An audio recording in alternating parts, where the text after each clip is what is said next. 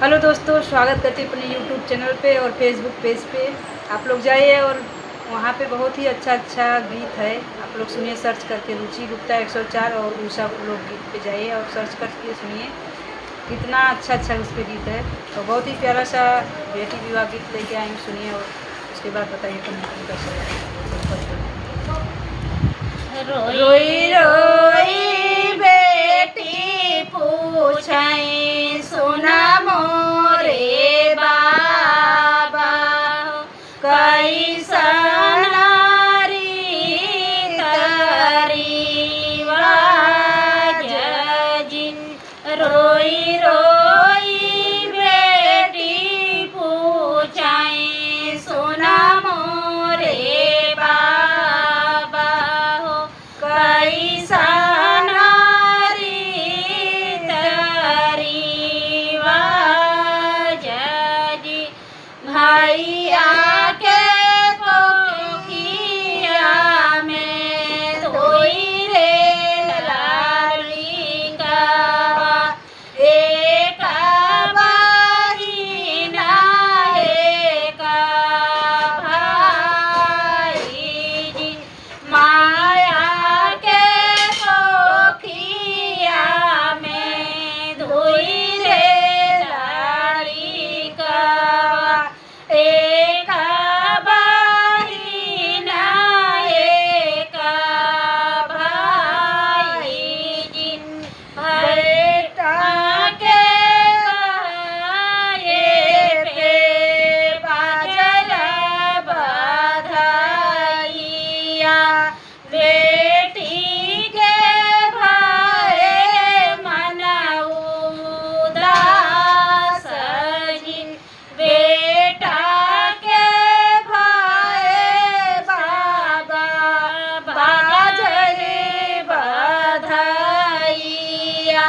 बेटी के भाए मन उदास जी।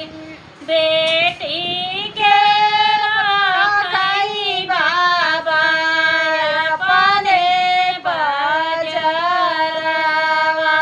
बेटी के भेजई दूर देश जी।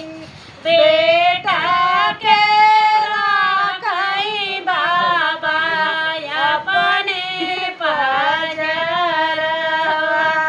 बेटी के भेजई दूर देश जी।